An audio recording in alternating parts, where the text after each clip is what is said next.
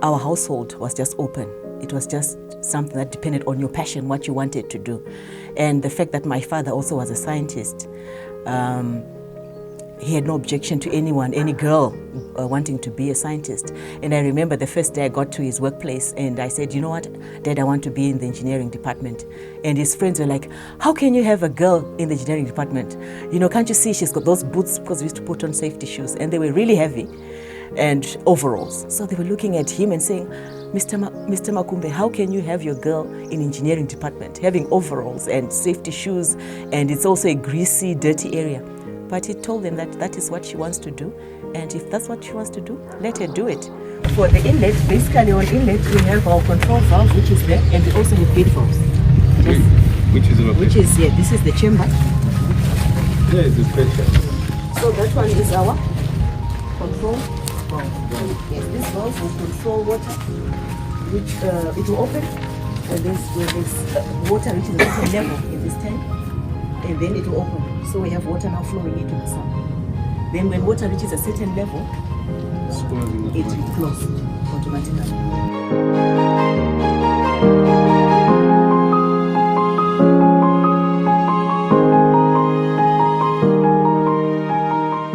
My name is Joy Makumbe.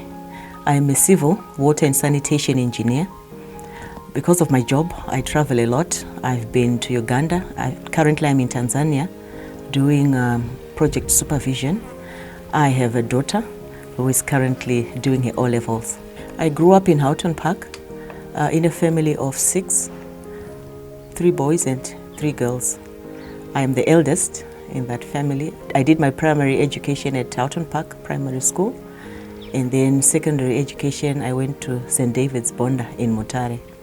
My father worked as a quality control, and he was a scientist, and he's still alive. He is a scientist. So in our house there never was any issue of saying it's either boys or girls that can be scientists. It was open for everybody depending on their interest. And as we were growing up, I used to go to my father's company during the holidays just to work there. He used to put me in the mechanical department. I used to work with the boys there. So I got an interest in engineering. I got an interest in just seeing how things function. That exposure in engineering when I was still young birthed an interest in me in seeing how things work, how gadgets work. Because at his company there were boilers, we used to go and fix the boilers. There were pumps. I used to accompany the artisans there to fix those pumps. So I got interested in building things together and making sure they worked, or seeing that they are working. At A level, you know, we just used to talk as girls that, you know, if you want to do engineering, you had to do maths, physics, and chemistry. It was just talk amongst ourselves. Unfortunately, that time we didn't have any career guidance to know if you wanted to be an engineer at university level, what subjects did you need to do. So through a discussion with my friends, we decided to do maths, physics, and chemistry if you wanted to be engineers. And I remember there were 9 girls in our class who did maths, physics, and chemistry. And those are the subjects we did. Actually, people used to call them the mad people's combination. So it begins in the home, you know, what we tell our kids. So if we tell them, the girls, that is for boys and you can do more of a female career, then that is what they'll take, because it starts with the home. So I think as parents as well, let's just have the kids, let it be open and let the kids follow their passion. You know, my mother, she was a nurse. She's retired now. So I think in her field, we can also call it a science field.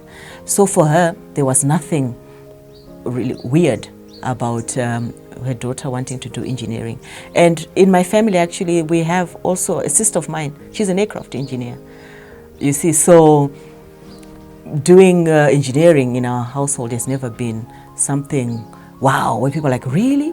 You know, it's been, yeah, I love it, and someone does it. So my mom, she didn't have an issue with that. She didn't sit me down to say, no, so now you've decided to do engineering, this and this are going to happen or not happen. No, she's been very, very supportive. Actually, I remember a time in my other job when I was much younger, there was a gentleman, he was my supervisor, and he was asking me out on a date.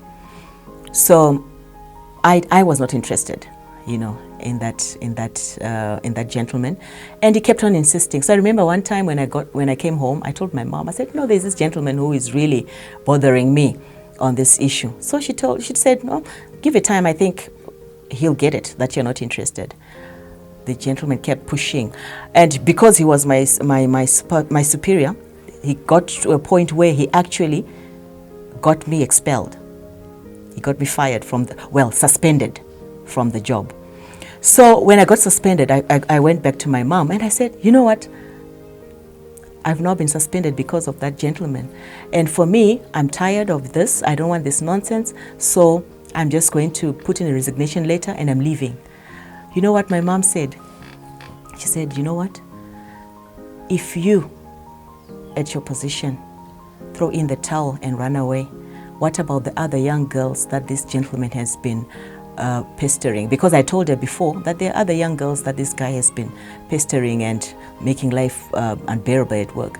So with those words, that was the thing for me. You know, that was the turning point for me. From there, I became a woman on a mission. I was determined to make sure I get back to work and justice is done. And I did. I got back to work. This guy got disciplined for all this. And right now, I'm happy. I fought it through. I didn't run away because I don't think I would have lived with myself now. And the funny part is, some few months ago, this happened years ago, some guy from back then, he approached me and said, you know, do you remember your issue with this company and how you fought and won? You really were an inspiration to my daughters. And I was like, okay. So, you know, we make impact even when we don't know. And I'm happy I actually came in. And that was because of my mom. She's a fighter, that one. She's a fighter, and she will encourage you to fight for what is right. The time I went to university, I remember in our class, we were 2 girls. And we had about 30 boys. Electrical, they also had 2 ladies. And the boys were about, what, maybe 35. Mechanical engineer, we didn't have any lady there. And the numbers are still low. Recently, I was talking to a lady who is currently there at university, how the numbers have improved. In civil engineering, she's saying it's a bit better, but now you find maybe, what, 6, 8 girls in a class of maybe 40. Mechanical engineering, 1. You know, it's improved from 0 to 1. And I'm talking over a space of more than 10 years, which is a long time. So we still need to get more women on board. The statistics are still very, very low. In the workplace, you find on my site, I'm the only lady who's there. You see, managing a site. And if it's in a country where they're doing 6 projects, you could be the only engineer, you know, who's supervising a project. You see, so the numbers are still low. And women also have to be encouraged to do more site work. I know there are many negative things that are told about site work, that is dirty, there's dust, but it's not like that. It's not like that. You ladies, you can put on your makeup and still go to site. So let's have more women, you know, on site work and not just in the offices. We need to beef up on those numbers. And I'm hoping that maybe with awareness, with career guidance, awareness in parents, we can make a change in that. For me, I've heard those comments before, you know, so you want to be a man, you're doing engineering because you want to be a man. I tell them, you know what, I'm a woman and I love being a woman. I just happen to be a woman who's an engineer. That is what I tell them, you see. So it's society, the norms, what people have perceived as norms, you know, that a woman shouldn't be an engineer. Even in the homes, they just, you're an engineer, your marriage prospects are really low. So let's not also socialize the ladies to say marriage is the ultimate achievement. You see, that if you're not married, you've not achieved anything. Your career has to come after marriage. I think that's so. It's all coming from society. Society has to be more, to appreciate more the women who are there, and to also try and boost, you know, other upcoming or those who show interest. You know, that is something which the women can do. When you talk of engineering, you talk of bringing solutions to the people, bringing solutions to society. It's about making impact. So for me, when I became a civil engineer, I wanted to make a change. I wanted to make an impact in society. So with civil engineering, you can do structural engineering, whereby you get to construct these high-rise buildings or these single-story buildings. You can also build roads, you can build bridges, you can also build water treatment plants, that is in the water sector. You can lay pipelines, you can be in the sanitation sector where you're looking at sewer removal, disposal and treatment. So for me, I wanted to be in the water sector because water right now is in short supply. You know, even here in Harare, there are some areas that don't have water. The community needs solutions to that water shortage. And worldwide, water is getting to be in short supply. So as engineers in the water sector, we come in, there is a body of water there which is not treated. We build a treatment plant to treat that water. We put in pipes to transfer that treated water to the communities. So for me, you know, you just get to a place, the terrain is open, you know, and then you watch the terrain change as you put up structures there, as you build. And sometimes when you're walking, I remember one time I was in Uganda, I was in the market. So I stopped to buy some tomatoes. This woman there, they were talking with the fellow seller there. She was saying, do you know that there is a contractor here who's going to bring water to our homes? I stopped because I wanted to hear what they were talking about. They said, really? Yes, I've seen trucks going up and down and people in reflectors everywhere. And they said, I hope that project finishes quickly because we really need that water. That feeling, you know, there's a feeling that comes to you to say, you know what? I'm actually going to bring about relief to these people. And we did. That project in Uganda, when we wrapped it up, treated water was getting to the homes and people got that water. So engineering is about making impact. If you want a career where you make impact, you bring about change in people's lives, then civil engineering or any engineering is the way to go. Besides the impact, you know, that you can see it visually, you know, it's visual. You know, you can see the change that you've brought about. And that change, you know, there's nothing like doing work and you see the change and you see the impact that you are making in that community. That is fulfilling. So besides that impact, it's also not boring. You know, like for me, I'm on one project, I'm on one site for maybe 2 years, then I move to the next site, all this, and it's different people, different cultures, different projects. So it is also interesting, you know, in terms of, it's not monotonous that, you know, every day I wake up, I sit at this desk, I stamp these papers, I take tea, at 5, I pick my bag, I go home. So you never know what to expect on site. You're changing things every day to make sure things work. You are dealing with different people, finding solutions, how you can do things quickly.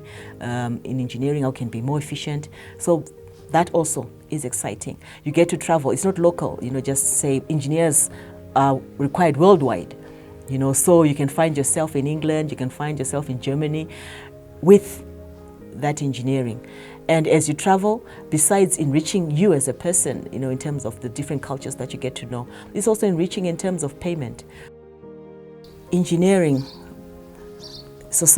in societal terms, has been a men's field.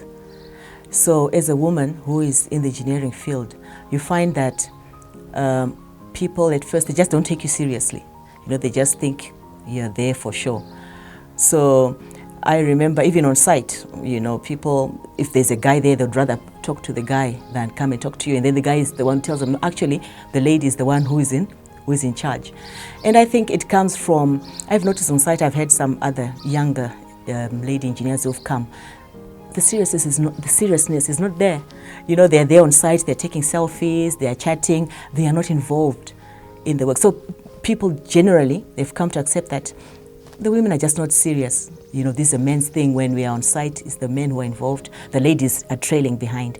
So I've had to make that punch to say, you know what, I'm here for this work and we're not fooling around.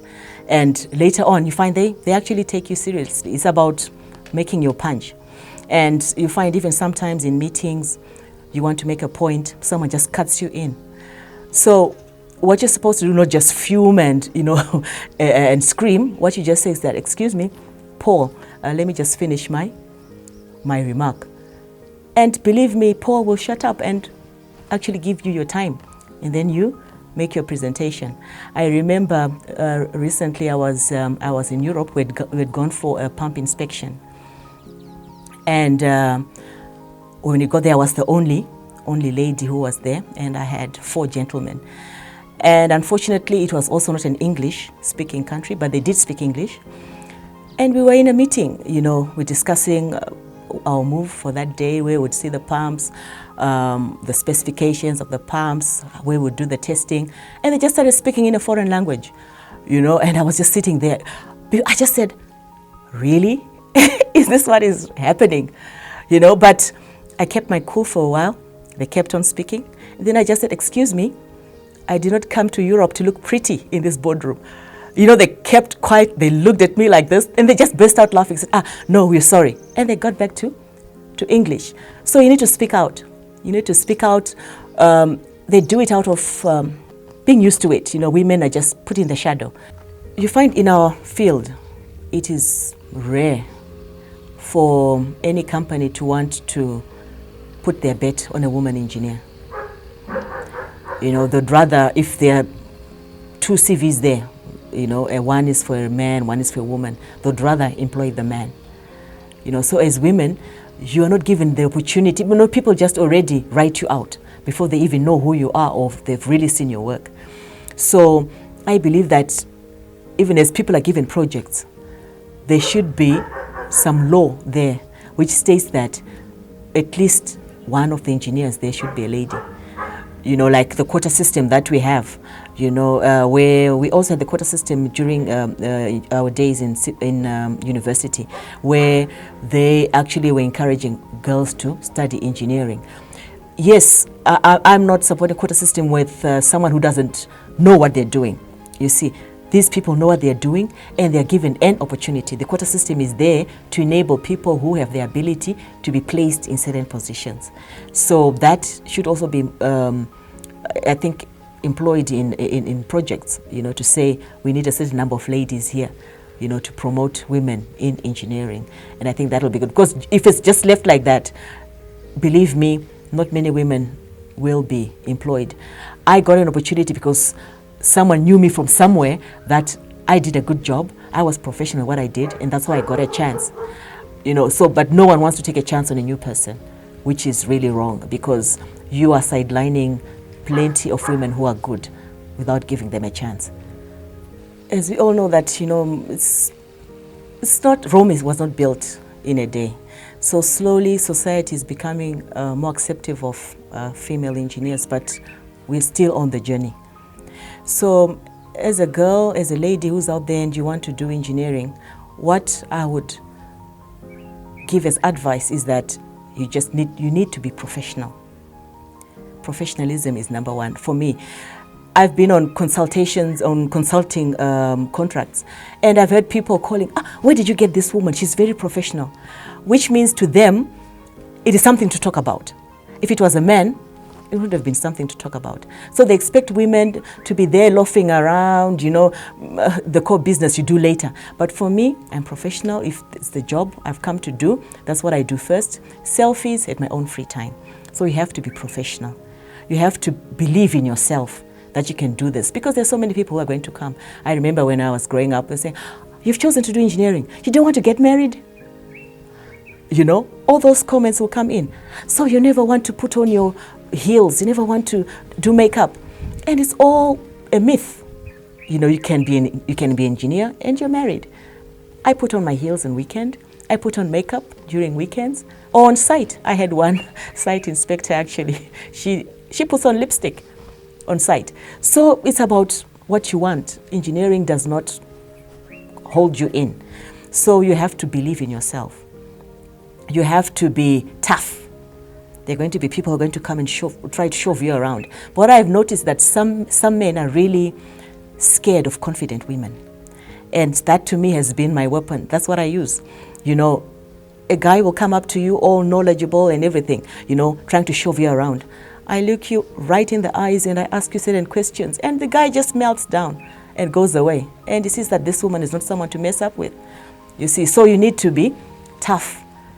The site is not a place for tears. If you want to cry, you cry in your own bed and we won't know. But when you're on site, you have to be tough, you have to believe in yourself, and the network helps. I am also a member of Women in Engineers. You know, it's a forum of women who are doing engineering. There's nothing like sisterhood. You know, we hold each other up, we share, and after that there are even personal relationships. You go to someone's office, you chat, you cry together, you get advice. So that sisterhood also does help. When you are in a foreign country, I think the first thing you need to know is about their culture. What do they consider is important? How do they function? You know, for us, we'll be working on site. There are some cultures where people just don't want to work before a certain time, you know, maybe 7. They say we need to be taking tea, and you have to respect that. The fact that from your home country you don't take tea in the morning, you know, everyone doesn't have to take tea now, you get into problems. So you need to accept those cultural differences. You need to, the language barriers, you know, in some areas they just speak maybe Swahili. So for me, I've learned to speak Swahili.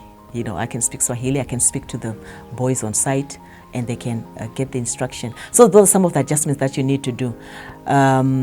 Culturally, I know at a certain project, they didn't like women with trousers, you know, but I'd say, you know what, we're on site, guys.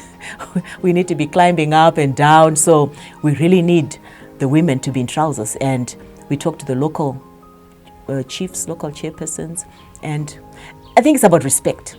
Yeah, we approach them with the issue that, you know, we understand that in this place this has to happen, but can you just consent for those girls who are going to be on site to put on trousers? And they were allowed, and work moved on. You know, it's not easy being out there. It's not easy.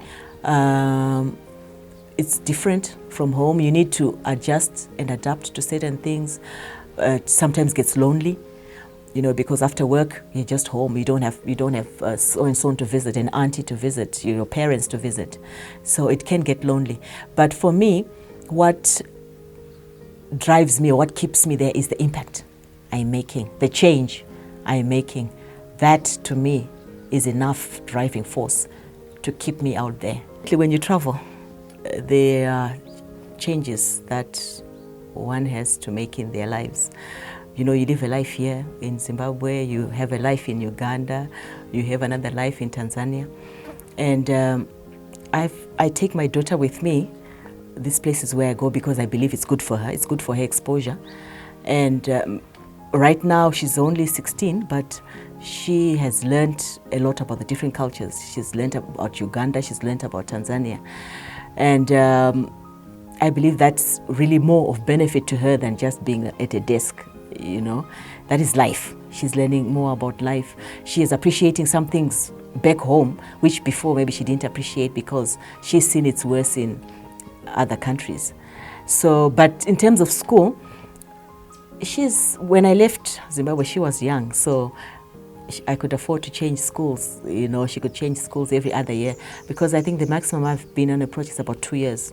And it's worked out for me well, because why? Form 1 and Form 2, she can be on one school. Form 3, Form 4, she can be on another school. And also the issue of boarding has also helped. If I had to move prematurely, she's been in boarding in those schools, and we always meet up during the holidays and always catch up. She always catches up with me in the next country that I will be in the next year, that she can actually move freely and not affect her grades. I do not believe in roles being either male or female, you know, whereby you say a chef should be a woman because we grew up seeing mother in the kitchen doing all the cooking and father was maybe cutting firewood, or father was driving, you know, or father was a mechanic and mother was a nurse. Your sister was a teacher, you know, and your brother happened to be in mining, you know, things like that. Now society should move from putting gender on roles. Let it be a thing of passion, what I want to do, you know. So I think it starts from home, it starts from the society, not labeling people. If you find a man who's cooking, you want to label them as someone who's who's now feminine, you know, because I think some men really run away when people just tell you, now you've become a woman, you know, or a woman being told now you've become a man because you're driving a bus or something like that. So people now leave careers of their passion because of what society is saying, because of the stigma. So as a society, wherever we are, you know, in schools, in workshops, in workplaces, let's remove that stereotype that gender has certain roles or careers that it should do. Let it be open, let it be someone's passion and ability that should guide what they want to do with their lives. I also lectured students at the Polytech and also at the university. For me, lecturing was a way of like giving back to the students. I had technical experience on site, so I found that lecturing to the students would be like current, you know, it wasn't just from the book. I would lecture them even on current technologies that we're currently using on site, how to approach certain problems from a site perspective. You see, and I believe my students actually benefited a lot from that based on their feedback on my lectures, that they were benefiting from the technical experience I had and also from the experience that I had with the books. So it did help. My lecturing to the students. It wasn't just from theoretical aspect, because I believe that when you just lecture based on theory, some things you don't really get to the gist of the things. But if you have also done the things on site and then you apply the theoretical aspect, I believe that students tend to gain a lot on that. Lecturing, I will do it again whenever I have an opportunity, because it's a way of me giving back to society, because someone else taught me to be where I am. So I need also to teach somebody, impart also my knowledge on some people. I've always had a passion for encouraging women. So even in my classes, the girls knew I would encourage them to talk, because I think society has just taught the women to not talk at all. You know, when they are men, they let the men talk. You don't say anything. You don't have a word. No one wants to hear, or no one wants to listen to what you're saying. So I would encourage the girls in my class to always talk, to do presentations, to make their ideas heard, you know. And even when I went to some of the career guidance that I did in schools, I would take the girls with me, you know, and have them also talk, to say, you know what, I'm studying engineering, you know, and why I decided to study engineering. So it was about motivating them, boosting their confidence, you know, and making sure they also felt a part, you know, of also motivating other students. So the girls in my classes have always been a motivation for me to keep on coming, to be innovative, to make sure they're engaged, to make sure they know they matter and that they have a say in my classes. The lines you see mostly is just some pressure reducing valves that are outstanding, some two washouts to be done, but otherwise basically everything is in place. So once I can actually connect customers on those lines. In Harare, there was a time I was with Costain Africa, then Costain. We did the construction of Megawatt House in Samora Machel. You see, as I pass there now and see how it is when people are going up and down there, and I just remember the days when it was just a shell, the near misses we had there, because, you know, at any construction site there are some things that happen. You know, to me it's just amazing that now that structure is now underused. The people are using that as offices. And so that was one project that I was involved in. I was also in Gweru, where we put in water in an area where there was no water really. People used communal toilets, communal taps, and we put in individual taps for them. And also in Chegutu, there was another project I was involved in where we put in a sewer pump station and we put in sewer lines just to help with the sewer situation there. In my own perspective, as I have traveled, I've seen Zimbabwe situation, I've seen the Ugandan situation, I've also seen the Tanzanian situation. I think towns are expanding more rapidly than the expansion of the water treatment system, because you find that a treatment works that was built maybe for 1 million people, you know, that is for them to get adequate water, which is a quantity specified by WHO. now that same water treatment works is catering for 8 million people. So we have to come in and create more treatment works, build more treatment works, and look for sources of water, because you see, also water sources are running out. We need to explore more of where we can get this water. Ground surface water is running out and it's not very clean as well. Underground water is another option, but we have to look at it and not deplenish it and just drain it dry, you see. So we have to look at what else we can treat. Dams. Can we get water from Lake Kariba, and treat? What is the cost of the pipeline, getting that water to Harare? What is the cost of getting that water to Kariba? You see, so it's about infrastructure. The infrastructure has to go hand in hand with the number of people now who are being serviced by that infrastructure, which is something which is lacking. The projects in Uganda and Tanzania, they're trying to address that, because you find the project where I was, we were supervising construction of a water treatment plant. You see, supervision of concrete reservoirs, putting in new pipelines. So all that is trying to make sure there's a balance between the infrastructure and the people who are being serviced by that infrastructure. I think what we lack right now in Zimbabwe is the funding. The funding. And when I'm talking of funding, let's just not look at external funding. I believe that as a people, we can also have a fund where we do collection for infrastructure development. So we need to have some funding where we are in a position now to do those major works, because you find that these are really expensive works. Like the project right now in Tanzania, where you're looking at 13 million euro, you see. So we need major money. So we need funding, be it external or internal. So we need to put that money together, because the expertise is there. For some of us, we've been supervising projects which are out there. We have that knowledge, we have that experience to supervise a project here. So we need that funding to come in, and we need engineers on board now to get moving and do the construction, because you can't do that work without money. To the parents, let your children decide what they want to do, boy or girl, because now there's so much information for these kids. This drive for career guidance also in schools is kids are becoming more and more aware of what is out there, a pilot, being an engineer, being a doctor. So when your daughter or son comes home and says they want to be an engineer, they want to be a pilot, nurture them in that direction. They want to even, become a sports person.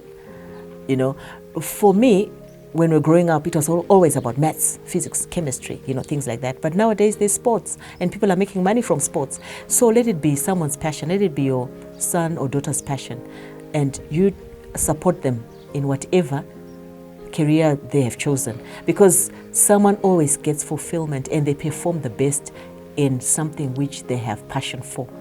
If you're forced to be a doctor, really you don't perform to the best, because it's not what you really wanted to be. You wanted to be a pilot, you see. So people always shine in careers of their choice.